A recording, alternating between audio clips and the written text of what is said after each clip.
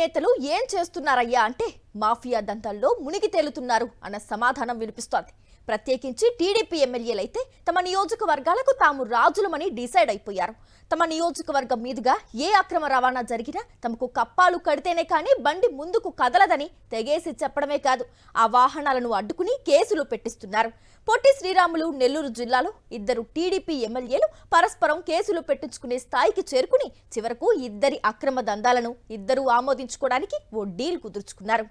జిల్లాలోని సర్వేపల్లి, నెల్లూరు రూరల్ నియోజకవర్గాల టీడీపీ ఎమ్మెల్యేల మధ్య పోరు కాస్త పోలీస్ స్టేషన్లకు చేరింది.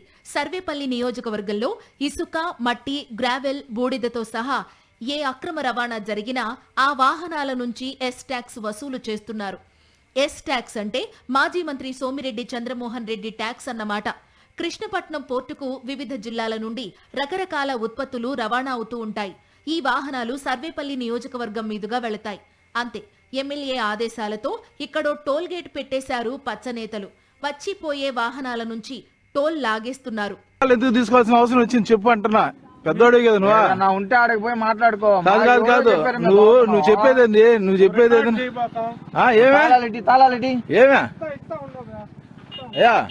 ఇతర ప్రాంతాల నుండి వచ్చి తమకు కప్పం కట్టని ఇసుక, మట్టి, బూడిద, గ్రావెల్ వాహనాలను అడ్డుకుని వాటిపై కేసులు నమోదు చేయిస్తున్నారు.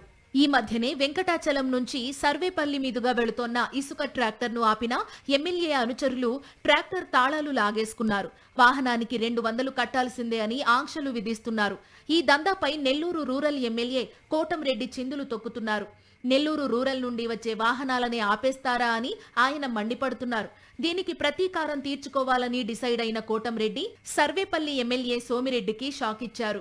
సర్వేపల్లి నుండి నెల్లూరు రూరల్ మీదుగా వస్తోన్న వాహనాలను సీజ్ చేసి వాటిపై కేసులు నమోదు చేయాల్సిందిగా పోలీసులను ఆదేశించారు.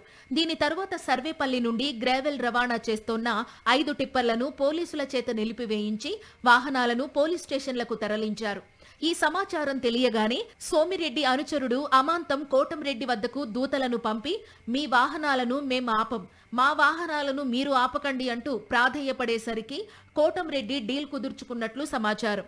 సోమిరెడ్డి వర్గం దిగిరావడంతో శాంతించిన కోటంరెడ్డి సోమిరెడ్డి వర్గానికి చెందిన వాహనాలను విడిచిపెట్టారట. ఇద్దరూ టీడీపీ నేతలే కాబట్టి ఒకరితో ఒకరికి మంచి సంబంధాలుంటే పరస్పరం అవినీతిలో పేట్రేగిపోవచ్చని ఈ ఇద్దరు ఎమ్మెల్యేలు నిరూపిస్తున్నారు.